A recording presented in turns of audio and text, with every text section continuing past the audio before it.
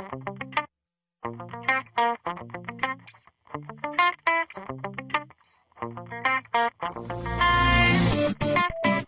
take a look at what clients look for from a life coach. Well, first of all, they want to know that you are trained somewhere. They would like to see a certificate. They won't always be coming to your office. In fact, you may not even have an office as a life coach, but you'll probably have a website. Now, the reason I say you may not have an office is because you may just go to clients' offices all the time. You may not need an office other than a desk at home, perhaps, and that can be okay. But if you have a certificate, which you will by virtue of taking this program and passing it, which you will, then I suggest that you put that certificate up and you make a copy of it and make it available online on your website, which of course you should have, because clients want to see some sort of validation that you have some training and that somebody else besides them has put their faith in you. So I'm going to put my faith in you. I'm sure, by the way, that you're going to finish this program and you're going to pass everything and you're going to become a life coach. And I'm going to show that by giving you a certificate, awarding you a certificate, giving you what you've earned once you do all of that. When you have that, you have a lot because you have validation, social proof. Someone besides your customer believes in you. So you want to make sure that they see that. That's something that they're looking for. If they don't see that, they're probably going to go to somebody else who does have that. Now, interestingly enough, the more you go on in your career, the less important that's going to become, the more important results become. Initially, they're going to perhaps not know who you are because maybe you won't have any references or anything else initially. You'll just have a piece of paper that says that someone or some organization believes in you. That's going to be good enough for them. And then as you move on in your career, what's really going to carry you will be your references, what people say about you. But initially, that certificate says everything, and you want to have it. When I walk into the office of a doctor, I will look at their training. I will see who trained them. I will see how long ago they were trained. I will see the signatures, make sure everything's valid. Even though medical doctors are regulated by the state government looks into all that for me. I want to be sure. I want to see it with my own eyes. So doctors will proudly display their degrees from their medical school. And if they've gone to a school for some sort of specialty, then they will proudly display that as well. You should proudly display your certificate in your office and or on your website. Let's talk about references. References are something that come over time. You do a good job for someone and they give you a reference. They're also called testimonials. References are great. When someone says something about you that's positive, you want to make sure that other people hear about that. On my website, I have a lot of references. I have them available for everyone. Not just references from celebrities, because I have a lot of celebrity references. I have references from Joe Vitale, from John Asseroff, from Tom Mankiewicz, who wrote Superman the movie, from Geraldine Saunders, who wrote The Love Boat. I have a lot of references from people who are known by other people. But I also have references from everyday people, people who nobody has heard of other than their friends and, of course, the people they're in business with. But by and large, people don't know their names, and that's okay. You want to have a good mix of your high-power references or testimonials from celebrities and people everyone knows, people who you can walk up to someone on the street and say, hey, have you heard of so-and-so? And they would say yes 9 times out of 10. That's how you know it's a known celebrity, because people in the streets know who that person is. So you have references from them, but you also have references from everyday people, because chances are your client is going to be more of an everyday person. They want to know that you're not just the person who works with celebrities to get things done. You're a person who can work with anyone to get things done. Not just someone who's a millionaire who has a lot of capital to invest and make things happen, but someone who's maybe living a little closer to the edge of not having anything. Someone who's maybe just starting a business. The average Joe, if you will, who's just starting a business and he or she, the average Joe or Julene, they have just themselves and maybe an assistant, and you helped them. Those are great references, so always be proud of them. Always proudly display them. And again, you put these in your office. If you have an office where people are going to come in, then you have them in a book printed out for people to see in your waiting room or somewhere where it's very obvious. And you also have them on your website. You should always have a website and always have your certification and your references on your website so that people can see that other people think you are good, that other people have spent money with you and gotten results. References, otherwise called testimonials, are your ticket to landing a lot of jobs. When people see this, it's social validation, social proof. When they don't see it, they're left wondering, well, who did they help? So initially it's your certification, and then over time, always build up references. Rapport. Clients want to have rapport with you. They want to feel maybe not necessarily warm and fuzzy like they would in a therapist's office, although sometimes in a therapist's office you're supposed to feel uneasy because you're dealing with some hidden deep down issues that you're supposed to be uncovering, so you don't always want to feel warm and fuzzy. Otherwise, you may not be making any progress, but you want to have that overall sense of well-being. You want to have a connection with the person you're working with. When you don't have a connection, when you don't have a real deep down connection to them at a very basic level, then you really don't have a lot. If there were to be an argument or you were to come in late somehow one day, then you wouldn't have the ability to sail through that. They would be looking for the next thing to get you out.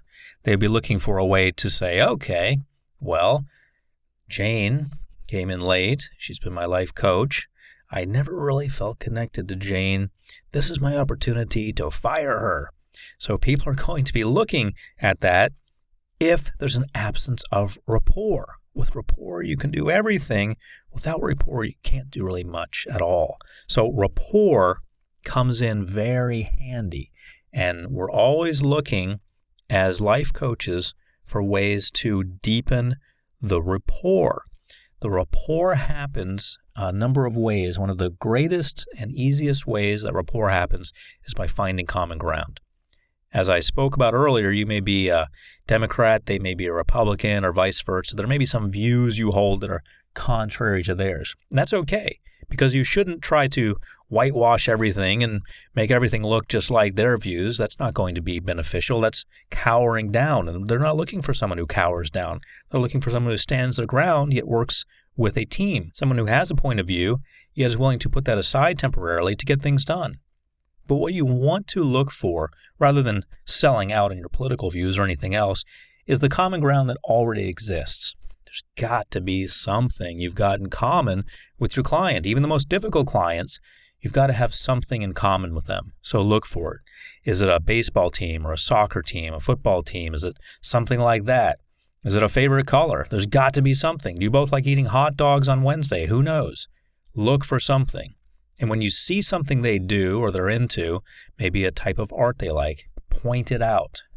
Don't make a big deal out of it. Just point it out. Oh, I like Salvador Dali as well. I own a signed print from Salvador Dali. Whatever it may be, point it out. Clients expect things from a life coach. They expect things. They have expectations before you even walk in the door. If they hire you over the phone before they even see your face, they have expectations. One of the expectations is connection and communication. If they don't get this, then there's really nowhere to go. If they don't feel a connection to you, sort of like rapport, but they need to feel a connection to you. There's got to be a connection. They've got to feel that you're part of their team. They've got to feel that you're invested, you're there. You're not just a person who visits and who could care less. The workday ends and you go home and you don't care about anything. They don't want to feel that that's who they're dealing with. They want to feel they're dealing with someone who's connected. And they want to feel they're dealing with someone who communicates. This is going to require you, if you're sort of a closed-off person, this is going to require you to open up. Not totally, because I don't expect you to get in there and totally open up and just have a party in their office and expect to be okay with that and expect them to be okay with that. That's not what I'm talking about. Certain parts of your personality are better kept for after hours when you're not working with a client. But they are going to expect you to openly communicate with them. And again, this goes back to drawing boundaries. You're not going to tell them all of your woes and your sorrows and how your boyfriend or girlfriend or husband and wife is giving you trouble or anything like that. That's inappropriate. Unless they ask, then it becomes highly appropriate. But what I'm talking about is just being open, having that flow of communication, really engaging with them in communication, making eye contact, showing an interest in what's going on. When you connect and communicate, you can feel it. When you don't, you can really feel it because there's tension in the room. When you're not connected to someone, you are feeling that tension. And again, your job can be in jeopardy when that happens. So you want to make sure that you lock in your job. You want to make sure that you are making a connection and you're communicating. This doesn't mean being overly bubbly and getting in their face and laughing when you shouldn't laugh and trying to laugh at their jokes all the time and things like that. That can become annoying. What you do want to do is meet them where they're at.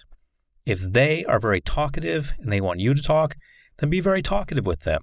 Open up a little bit. Talk with them. If they're not like that, if they like to work quietly and they'd like you to get your work done quietly, then do that. You've got to gauge for yourself. But connection and communication are key, and that's one of the main things that clients expect from you. Fulfillment and satisfaction. They want to feel not as if you're solving every challenge that they've ever had and bringing them to some state of nirvanic bliss in their lives. They're not looking for something quite like that. Well, most clients aren't. Some clients actually are. But in most cases, 99% of the cases, they're not looking for that. What they are looking at when I talk about fulfillment and satisfaction is that they want to feel that they're getting their money's worth. They want to feel that you are contributing to the team. You're actually bringing something to the table. You're actually stepping up and bringing something to them.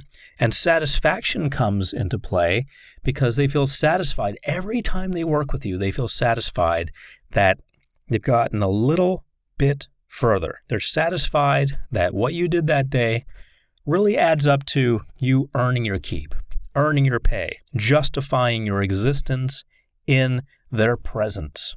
You're not wasting their time, in other words. You're getting things done. So they want to feel that fulfillment and that satisfaction in terms of knowing that you're really bringing something of value to the table. You're coming in there and you're helping them out. You're helping them strategize. You're helping them figure out a way to be calm. You're helping them figure out solutions to challenges that they've been facing.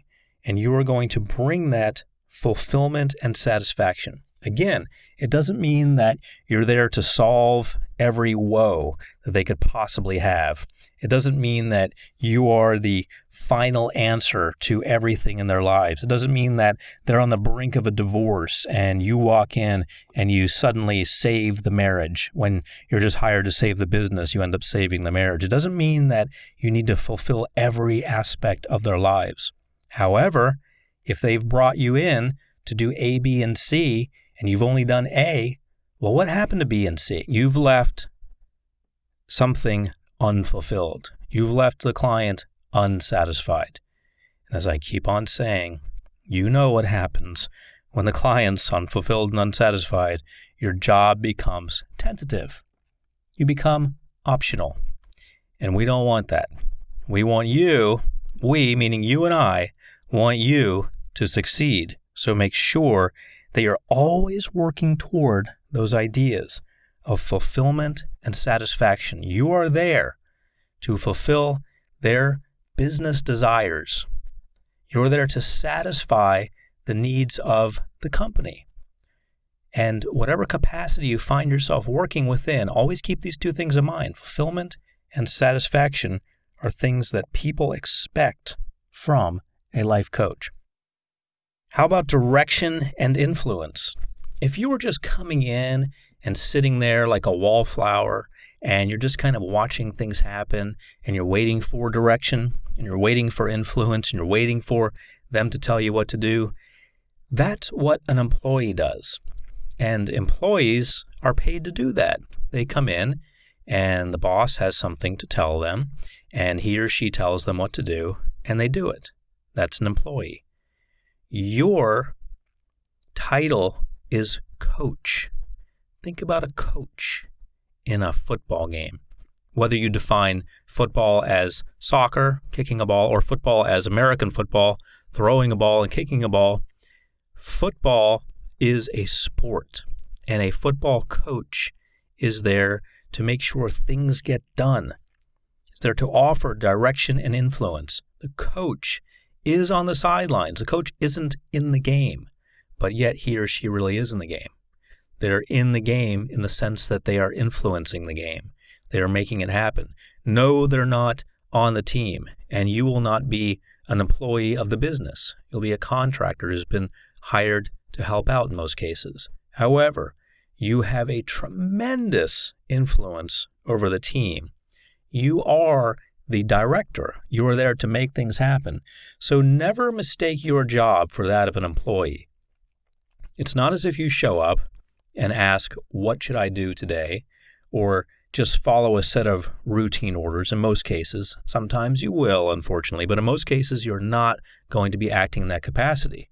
You're going to have to make up your own rules in many cases. You're going to be called upon to be the coach, to be the leader, to be the facilitator of change, to bring change to that organization. So always think in those terms. You need to be an active, influential person who's giving direction. That's what clients expect. That's what they want from you. They want you to be proactive. When something happens, you should have an opinion about it. If your opinion is important and you feel that it will influence something that may happen down the line, you need to share that opinion. If your opinion is not that important and it's just an opinion you have, then you can keep that to yourself. But in most cases, the opinion you have will be vitally important and is, in fact, what you're being paid to offer. So always keep that in mind, that as a coach, you have tremendous influence and you're offering direction. So clients also expect peace and harmony. They expect you to bring this even when things seem like a disaster. Sometimes you're going to walk into a company and it's going to look like a bomb just hit it. It's going to look like something just went through that company and destroyed it. Maybe not physically, but in some sense it's going to be in shambles. That's the situation you get called into in many cases. You get called into a situation in which things really aren't going that well. And because things aren't going that well, you've been called in. You wouldn't be called in if they were going well, and you have been called in because they're not, and that's just the way it is.